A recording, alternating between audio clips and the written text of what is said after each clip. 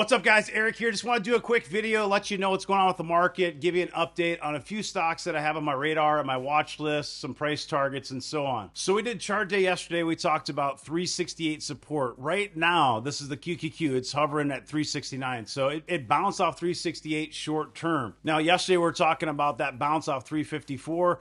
Saying that the market eventually over the month of September, it's going to have some volatility, said it might be bumpy on the way, but it's probably going to try to get back to that 404. That would be the highs of 2021. And it really needs to break past that 404 in the QQQ to really confirm a new bull market. I don't expect that to happen, overnight. And I think that September could have some volatility. And don't get me wrong, the market could easily sell off. We could see a 5 or 10% sell off from here. You see this huge range, R3 402. This goes down to the 200-day simple moving average, $323. This recent pullback that we had in August, we bounced off $354.71. So right now we're still in good shape. That support 368, we're at 370, but we're at a very volatile, kind of a tough situation. We're in a 50-50 fragile type situation because it won't take much to break down and to kind of go back. The first level would probably be retest the 354, and then it could always go lower. The first stock I want to look at here is ENPH. Now, 125 was that area I was really waiting for to buy, and I just had an order and a limit order that got filled in both portfolios. It was for $119.97. You can see it bounced slightly from there. It's at $120.76.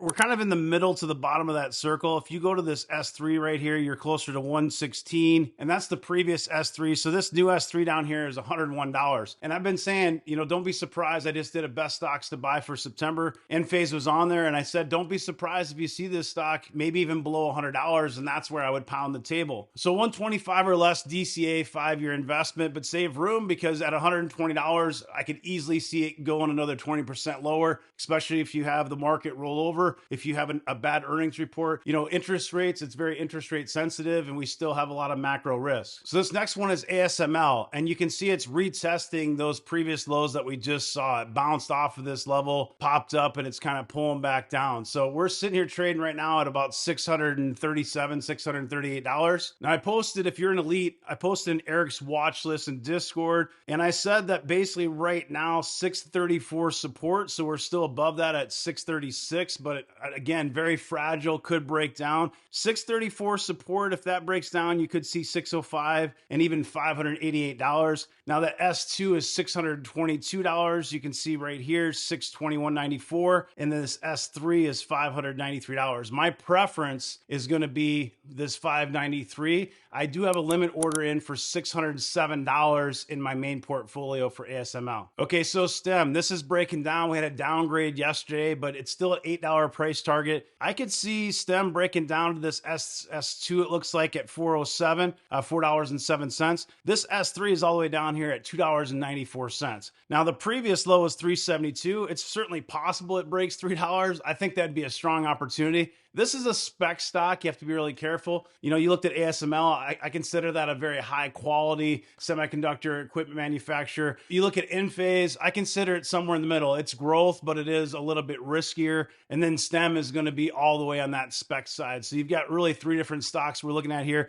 STEM, you have to be careful with this. I think that it certainly could, go a little bit lower. I've got an order in at $4.07.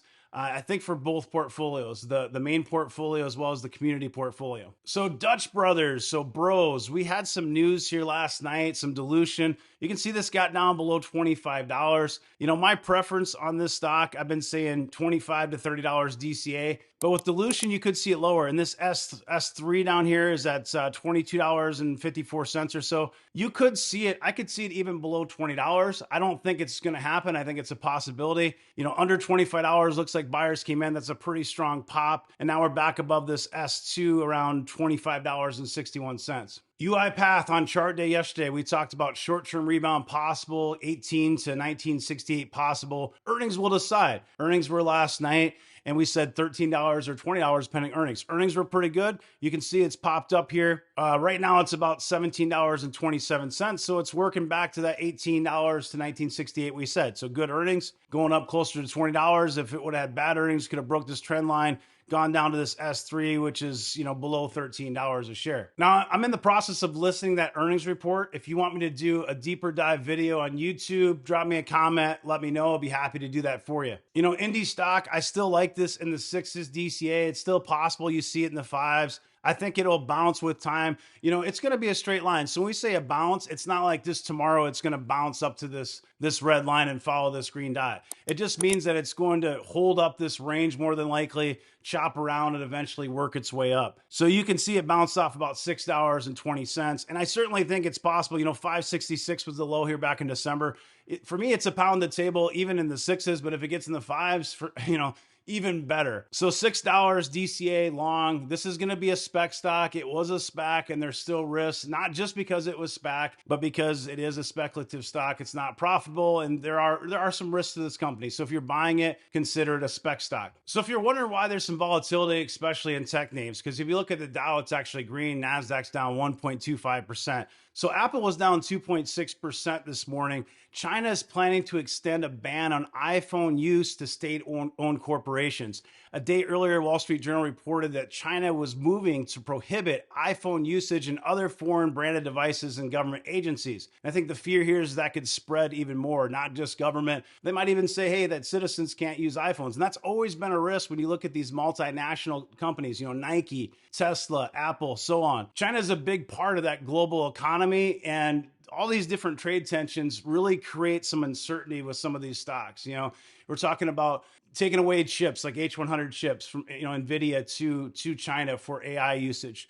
Well, China is going to want to push back in other areas, and this is one way they're doing that, and it is impacting the market. It's making tech stocks have a little bit more volatility, and this is why macro is always so important, because one news headline can make a chart that looks bullish turn and go the other direction. So you can see the VIX spiked 6%. This Dow Jones, slightly green. S&P's down about 0.5%. NASDAQ's down about 1.25%. Russell 2K is down about 0.63%. You got to keep an eye on 10-year Treasury yields. Now, this has been hovering under 4.25, now back at 4.28. This is relatively high, and it's going to put pressure on growth names, high valuation names, stocks that have, for example, no free cash flow, they're burning cash, those speculative type stocks and so on. It's going to impact those companies more. Oil sitting at 87.53. We did some numbers in Discord, I think last night. If you look at the price of gasoline, it's come down from the highs of 2022, but it's still relatively high on historic measures. In crypto, you're seeing Bitcoin around 26,000, Ethereum at 1628. One other quick headline here, Tesla to install charging stations at 2,000 Hiltons in North America. I think this is pretty big news. It makes a lot of sense. You go to a hotel, you can charge it overnight. This kind of stuff, we need to see more of this, and that's going to help with that expansion. More people adopting electric vehicle technology. If you live in a city, it makes sense right now for EVs. If you live out in the country or rural area, it doesn't make sense for everyone. And as that grows, as more and more charging stations are built, that's going to help a lot, especially you think of intercommerce, travel. If you're traveling 1,000 miles throughout the middle of the United States, it's not the simplest in the world for some people. Like I have to go to Montana to visit family. If it's not on interstate, it might not have charging stations and you can get into a pickle, you know what I mean? So for me right now, it's really hard to go buy a Tesla because of what I need it for. If I were using it, to drive shorter distances, it would make a lot of sense. And I'd still love to get a Cybertruck, and I'll keep you posted on that. So that's all I got, guys. This is just a quick update. If you want a deeper dive on UiPath, drop me a comment below. If you're new here, make sure you subscribe to the channel, click that bell for notifications, drop me a like. Have a great rest of your day. Take care.